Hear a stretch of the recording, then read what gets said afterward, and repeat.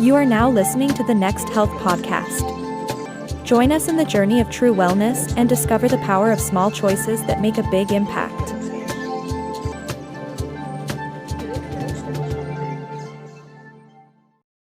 Welcome. As always, I'm your host for the NxHealth Podcast. My name is Eric Johnson. I'm a food scientist and nutritionist, and I'm also a teacher, school teacher. I teach middle schoolers health and fitness. So the reason I wanted to add that little inkling is because today we're exploring our why. Why it's so hard to start/continue your health journey. Being a teacher, I encourage my students each and every day to figure out what their why is. Why this? Why am I interested in that? Why I have these feelings? And I'm sure you do too if you're a teacher. So now it's time to dial it back, and it's time to explore our why. I feel anything that you're passionate about, anything that you want to do, you should research into it. You should always read into it. You should try to become a professional in whatever it is. So for my people that are on their health journey, or you're just listening, I encourage you to become a professional. If this is something that you're doing, this is something that you are constantly trying, you should become a professional in it. You should read about it. You should watch things about it. Okay? So let's get started. The research behind this is very, very, very extensive. Why humans act a certain type of way. But today I wanted to talk about this one peer review done in 2018 by Mr. Elliot T. Beckman with the Department of Psychology, the Center for Translational Neuroscience from the University of Oregon. So in this study, Beckman goes on to describe behavior changes requiring a level of motivation, and that demands the level of skill, knowledge, or ability. So I would sum that up to basically wanting to change your behavior, but in order to change that behavior, along the way, you'll need to gain some sort of confidence to make sure that that change is actually possible, doable. You'll get that confidence from learning and experiencing along the way.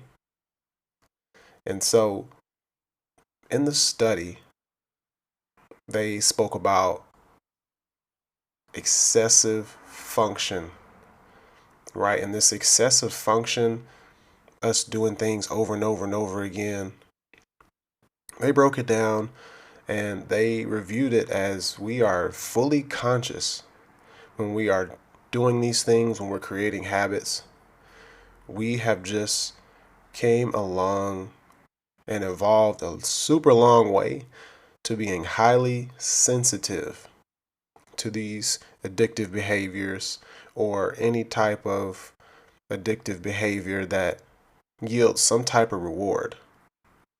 So we know that we have bad habits. We know that there are some things that we want to change, but why? Why is it so hard for us to change it and for us to continue to keep doing that good thing or that positive thing for our health? That question right there, I feel, has plagued mankind for years. Why is it so hard just to stop? I'm going to try, but I'm going to start it next month. Or I'm going to try, but I'm going to make sure I start it on January the 1st. I'm going to try, but after I finish all my cheat meals or after I get this rest. Why is it so hard for us to do that? Simply because of the rewards. There is almost instant hormone change. When you do something that you like or that your body likes, you get a reward just like that. Well, these rewards don't have to be good things. These rewards are things like dopamine increase in the brain. Serotonin levels have started to level out. You're not stressed anymore. You've ate whatever it is or drank whatever it is, help make you feel better. That's your reward. And that is very, very, very addictive to the brain. I venture to say it's hard because we don't have any perception of how those rewards are affecting us. We know that they're helping us, but The really hard part is that once you get so used to doing something, that's when it becomes super hard to stop doing it. And we've got to stop that. If you're looking to change, I would say the best thing you can do for yourself is to set goals. Simple, very elementary, just set goals. Whether big or small. It doesn't matter if it's the smallest minute of goal. If you can set that goal and celebrate each and every victory, you're going to help yourself get out of the bad habit cycle. So, the reason why I feel I have been successful with my clientele that I work with is that, for one, we form a group. We have a support group, and there's people supporting each other, and anything that anyone shares, everyone is supportive.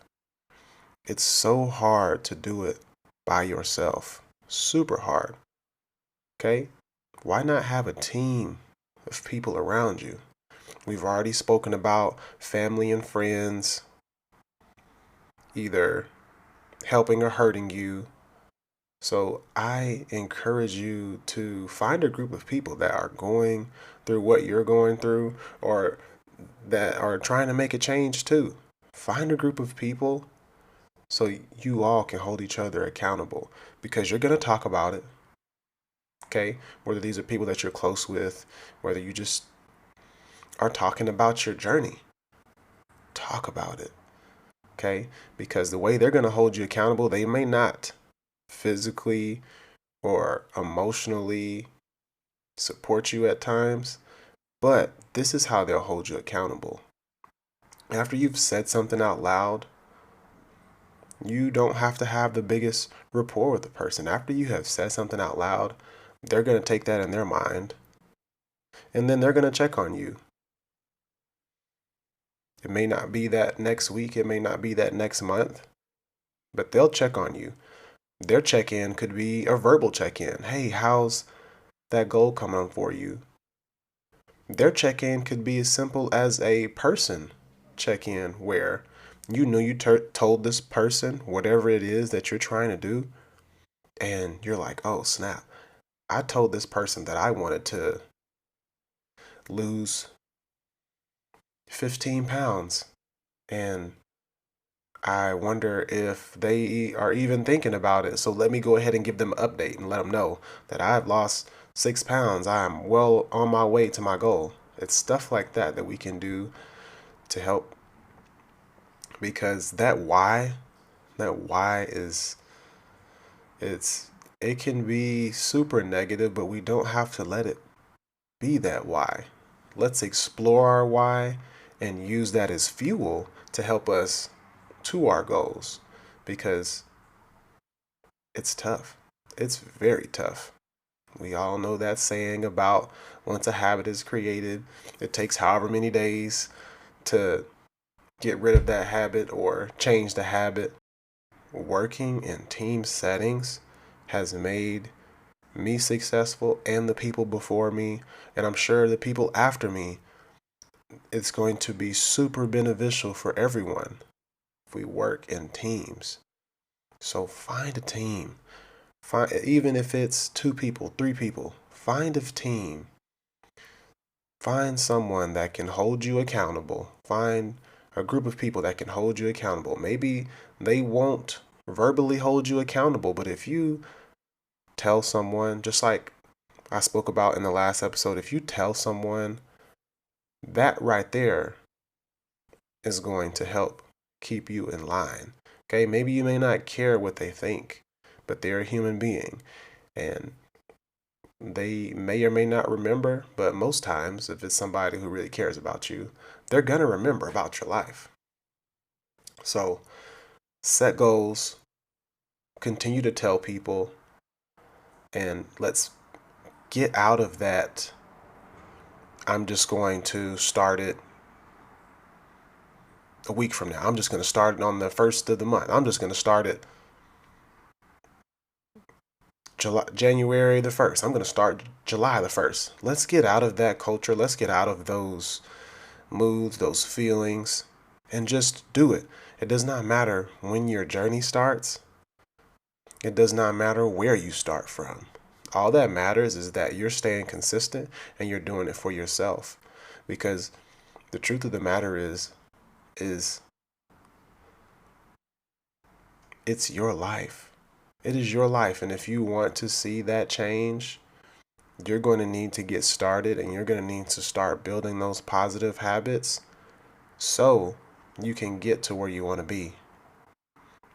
And it's not necessarily rocket science. Look at it for what it is. Realize that you need to get organized. Start setting goals. Write stuff down. Have it in front of you. Put it on your phone. And you will be successful if you do it over and over and over again. That's all the time we have for today. Thank you for your time, and I hope that you can get great gains on your journey.